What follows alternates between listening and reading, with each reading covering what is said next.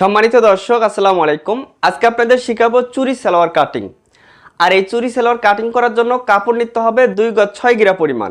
এখানে আমি 2 হাত বহরে 2 গজ 6 গিরা পরিমাণ কাপড় নিছি। এখন এই কাপড়টিকে ভাঁজ করতে হবে সঠিক নিয়মে। 2 গজ 6 গিরা পরিমাণ কাপড় নিয়ে আমরা ঠিক এইভাবে একটি ভাঁজ করে কাপড়টিকে 2 পাট করছি। দেখেন এখানে আমাদের 2 পাট কাপড় আছে। আমাদের এ পাশে হচ্ছে খোলা অংশ আর এ পাশে হচ্ছে আটকানো অংশ। আর এখানে হচ্ছে পায়ের অংশ, আমার সামনের দিকেও আছে পায়ের অংশ। তো যে সালোয়ারটি তৈরি করব এই সালোয়ারের কাপড়টিকে উরুপ করতে হবে। এ কারণে এই আটকানো সাইড থেকে ধরে এই কোনায় এখানে একটা হাত দিয়ে কাপড়টিকে এইভাবে উরুপ করে একটা ভাঁজ করবেন। যেভাবে গোল জামা কাটিং করার জন্য কাপড়টি ভাঁজ করা হয় ঠিক সেভাবে ভাঁজ করে ঠিক এদিকে ঘুরিয়ে নেবেন। এবার এখানে আছে আটকানো অংশ, এখানে চিকন অংশ, এখানে হচ্ছে চওড়া অংশ। এখানে হবে সালোয়ারের পায়ের মুখ আর এখানে হবে সালোয়ারের কোমরের অংশ। এখন এই যে আমি কাপড়টাকে যে উরুপ করে ভাঁজ করলাম এটার কারণে কি হবে, এই কাপড়টা দেখেন যেখানে টান পড়বে রাবারের মতো অটোমেটিক বড় হয়ে যাবে। যেখানে টান পড়তেছে কাপড়টা কিন্তু অটোমেটিক বড় হয়ে যাচ্ছে। এ কারণে এই চুরি সালোয়ারটা ফিডিং করে তৈরি করার পরেও আপনি যখন পরবেন যদি কোনো জায়গায় টান মনে হয় বা টাইট মনে হয় সেই ক্ষেত্রে কাপড়টি অটোমেটিক রাবারের মতো বড় হবে। তো এই সালোয়ারটি পরে খুবই আরাম পাবেন। ঠিক আছে, এভাবে নেওয়ার পর আমাদের যে কাজটি করতে হবে এই কোণার থেকে ধরে আমরা 7 ইঞ্চি উপরে একটা চিহ্ন করব। 7 ইঞ্চি উপরে একটা চিহ্ন করে এখানে সোজা করে একটা মার্জিন করতে হবে, একদম সোজা করে। এখানকার মার্জিনটা একদম সোজা করে দিবেন যাতে মার্জিনটা এইভাবে বাঁকা না হয়, একদম সোজা করে দিতে হবে। এরপর নিচের দিকে সেলাই মার্জিনের জন্য 1 ইঞ্চি কাপড় নিয়ে আরেকটা মার্জিন করতে হবে। এভাবে মার্জিন করার পর আমরা এখানে কেটে সমান করে নিব, ঠিক আছে। আচ্ছা, এবার আমাদের এই উপরের মার্জিন থেকে আমরা বেলের অংশটা, সালোয়ারের যে বেল সেই বেলের অংশ 6.5 ইঞ্চি ফিতা বাইরে রেখে আমাদের সালোয়ারের লম্বার মাপ নিতে হবে। মনে রাখবেন এই সালোয়ারটি যার যতটুকু লম্বা হবে সাধারণ সালোয়ারের তার থেকে 4-5 ইঞ্চি বড় দিতে হয়। আজকে এই সালোয়ারের সাধারণ লম্বা হচ্ছে 38 ইঞ্চি, এইখানে আমি আরও 5 ইঞ্চি বড় দিয়ে কাটিং করতেছি, তাহলে এখানে আমি 43 ইঞ্চি লম্বা নিলাম। ঠিক আবার এইখানেও একইভাবে ধরবো, 6.5 ইঞ্চি ফিতা বাইরে রেখে এখানেও যেখানে 43 ইঞ্চি আসবে সেখানে চিহ্ন করব। এখানে সোজা করে একটা মার্জিন করব, এই মার্জিন অনুযায়ী বরাবর কেটে নিতে হবে।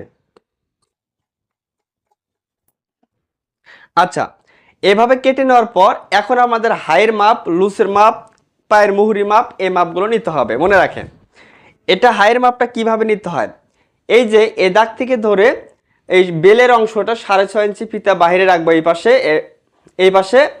এরপরে হাই যার যতটুকু বডি অনুযায়ী আপনারা এই হাইয়ের মাপটা দিবেন। তো আমি 38 ইঞ্চি কামিজের বডি অনুযায়ী হাই কাটিং করব এখানে 14 ইঞ্চি পরিমাণে, যে 14 ইঞ্চিতে একটা চিহ্ন করব। এখন আমাদের এইখান থেকে ধরে এইখানে সালোয়ারের যে লুজ সে লুজের মাপ নিতে হবে। এই লুজের মাপটা আপনারা যার যতটুকু বডি হবে কামিজের, অর্থাৎ পুরাতন কামিজের বডি যেহেতু আজকে 38 ইঞ্চি, 38কে 4 ভাগ করে 1 ভাগ এখানে নিব। 38কে 4 ভাগ করলে 1 ভাগ হবে 9.5 ইঞ্চি, তাহলে আটকানো অংশ থেকে এখানে 9.5 ইঞ্চি প্রথমে নিয়ে নিলাম এটা বডির হিসাব করে। এরপরে এখানে আরও 6 ইঞ্চি আমরা লুজ দিতে হবে কুচি দেওয়ার জন্য, বা সালোয়ারটি তৈরি করার জন্য আরও 6 ইঞ্চি কী করতে হবে, লুজ দিতে হবে। 6 ইঞ্চির নিচে কিন্তু লুজ দেওয়া যাবে না। 6 ইঞ্চির নিচে যদি 4 ইঞ্চি বা 5 ইঞ্চি দেন সেই ক্ষেত্রে একটু টাইট মনে হবে। তো আপনারা 6 ইঞ্চি বা 7 ইঞ্চি বা 8 ইঞ্চি লুজ দিয়ে দিবেন। আমি এখানে আজকে লুজ দিব 7 ইঞ্চি পরিমাণ, দেখেন এখানে আরও 7 ইঞ্চি পরিমাণ লুজ দিয়ে নিলাম। এবার এখান থেকে হাইয়ের একটা রাউন্ড শেপ করতে হয়, এ কারণে আরও 1.5 ইঞ্চি এপাশে একটা চিহ্ন করে ঠিক এইভাবে একটি মার্জিন করব। মার্জিন করার পর এই যে এটা হচ্ছে হাইয়ের রাউন্ড শেপ। আচ্ছা, এবার আমাদের পায়ের মুহুরি মাপ নিতে হবে। 38 ইঞ্চি বডি অনুযায়ী যার যতটা আসে বা যার যতটুকু পায়ের মুহুরি প্রয়োজন নেবেন। আমি এখানে নিব 5 ইঞ্চি পরিমাণ। সেলাই করার পর যাতে 5 ইঞ্চি থাকে, 5 ইঞ্চি নেওয়ার পর আরও 1 ইঞ্চি কাপড় এখানে বাড়তি নিয়ে নিচ্ছি। আচ্ছা, এখানে টিপ বোতাম দিতে হবে এবং এখানে অল্প একটু জায়গা ফাঁকা রাখতে হবে। এ কারণে উপরে দাগ থেকে ধরে 4 ইঞ্চি উপরে আরেকটি মার্জিন করতে হবে। এখানে মার্জিন করলাম ঠিক একদম সোজা করে।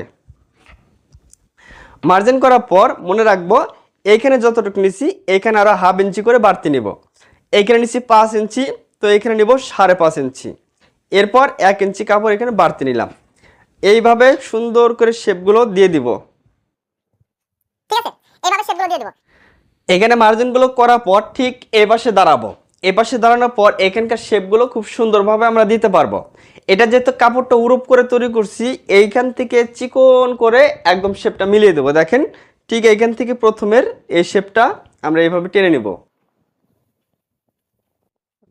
দেখেন এই পাশে দাঁড়িয়ে এইভাবে রাউন্ড শেপ করবেন। এখানে কিন্তু শেপ কাটের মাধ্যমে কিন্তু শেপ দিলে শেপগুলো ভালো আসবে না, যেহেতু চুরি সেলোয়ার। এই কারণে এই মার্জিনে আমরা সেলাই করব, তাহলে এখানে বাড়তি কাপড় রাখতে হবে। এই কারণে আরো 1/2 ইঞ্চি করে সাইডে বাড়তি কাপড় আমি রেখে দিচ্ছি। ঠিক এইভাবে এইখানে মিলিয়ে দিব।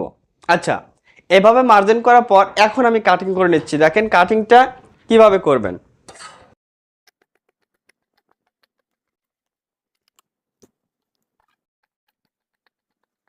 ঠিক এভাবে সেলোয়ারটি কাটিং করবেন। আর এই ধরনের সেলোয়ার তৈরি করলে কোমরে এখানে 2 পার্টে জয়েন পড়বে। এখানে দেখেন এটা যে 2 পার্টে জয়েন দেওয়ার প্রয়োজন নাই, আর এখানে দেখেন 2 পার্টে জয়েন দিতে হবে। এই জয়েন্টের কাপড় এই যে এখান থেকে বের হবে। আর এটা হচ্ছে কোমরে যে 6.5 ইঞ্চি বেল এবং রাবার ভাঙ্গা এই কাপড়টা দিয়ে হয়ে যাবে। তো আমরা এখন আগে এই জয়েন্টটা দিয়ে নিচ্ছি। জয়েন্টটা দেখেন কিভাবে দিবেন। এই যে কাপড়টা যে এখানে যে জয়েন্ট, এই কাপড়টাকে এইভাবে ভাঁজ করে নেবেন এই জয়েন্ট অনুযায়ী। ভাঁজ করার পর এই কাপড়ে এখানে কিন্তু 2 পার্ট, আর এখানে আমাদের 2 পার্টে জয়েন দিতে হবে। তাহলে এখানে 2 পার্ট কাপড় নিয়ে খুব সুন্দর করে এটার উপরে উঠিয়ে দিয়ে এভাবে রাখবো। এভাবে রাখবো। রাখার পর একদম সমান করে কেটে নিতে হবে।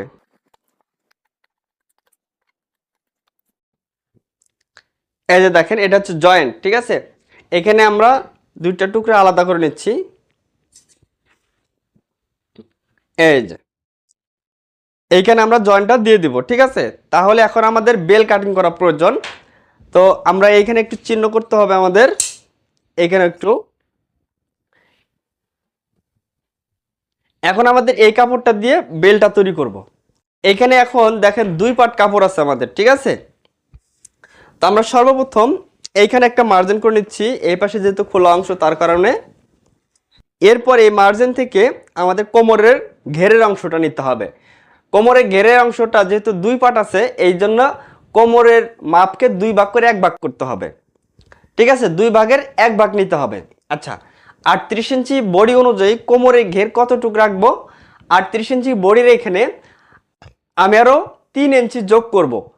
তাহলে 41 ইঞ্চি মোট কোমরের ঘেরটা দিলেই আমাদের অ্যাকুরেট হয়ে যাবে। আচ্ছা, এখন 41 ইঞ্চিকে 2 ভাগ করে 1 ভাগ নিতে হবে। 41কে 2 ভাগ করলে 1 ভাগ, এখানে হবে 20.5 ইঞ্চি। এই দাগ থেকে এখানে নিব 20.5 ইঞ্চি এবং সেলার জন্য আর 1/2 ইঞ্চি বাড়তি নিলাম। নেওয়ার পর এখানে মার্জিনগুলো করে নিব। আচ্ছা, এবার আমাদের এইখানে দেখেন পায়ের অংশ, এই রাবার ভাঙ্গা নিব এই পায়ের অংশ থেকে। এখানে রাবার ভাঙ্গার জন্য 2.5 ইঞ্চি, অর্থাৎ 2 পয়েন্ট কম 2 ইঞ্চি রাবার ভাঙ্গার জন্য নিয়ে নেব। 2 পয়েন্ট কম 2 ইঞ্চি, এখানেও নিব 2 পয়েন্ট কম 2 ইঞ্চি। এইভাবে মার্জিনগুলো টেনে নিব। এইখানে যে কাপড়টা নিলাম এই কাপড়টা এইভাবে ভাঁজ হবে, এটার ভিতরে রাবার ঢুকবে এ কারণে। এরপর এখান থেকে ধরে এখন আমরা নিব 6.5 ইঞ্চি। অর্থাৎ আমরা যখন সেলোয়ারটি কাটিং করছিলাম তখন লম্বার মাপ নেওয়ার সময় এবং হাইয়ের মাপ নেওয়ার সময় 6.5 ইঞ্চি ফিতা বাইরে রাখছিলাম। সেই 6.5 ইঞ্চি এখন এই বেলটা কাটিং করতে হবে। তো এই যে এই দাগ থেকে 6.5 ইঞ্চি নিলাম, আবার এইখানেও নিব 6.5 ইঞ্চি। দেখেন নেওয়ার পর এখানে সুন্দর করে মার্জিনটা টেনে নেব। আচ্ছা, দেখেন কিভাবে এই বেল কাটিং করতে হয় সালোয়ারের। এই বেলটা কিন্তু এইভাবে ভাঁজ হবে রাবার লাগানোর পর। এখানে হবে আমাদের 6.5 ইঞ্চি বেল। এটা হচ্ছে আমাদের বেলের মাপ, ঠিক আছে। আচ্ছা, এখন আমাদের সালোয়ারের লম্বাটা আমরা মিলিয়ে দেখাচ্ছি। এখন দেখেন এখানে বেলটা যখন জয়েন করবো এটা উপরে উঠবে, তাহলে আমাদের সালোয়ারটির লম্বা কতটুকু হবে? এখানে দেখেন 43 ইঞ্চি লম্বা। সাধারণ সেলোয়ারের থেকে, তাহলে আমরা 5 ইঞ্চি কি করলাম লম্বাটা বেশি দিলাম, সেই লম্বার কাপড়টা এইখানে জড়ো জড়ো হয়ে থাকবে পায়ের ওইখানে। ঠিক আছে, এই ধরনের সেলোয়ারগুলো যদি আপনি তৈরি করেন তাহলে কিন্তু আপনার সেলোয়ার টাইট বা লুজ হয়ে গেলেও কোনো প্রকার সমস্যা ফেস করতে হবে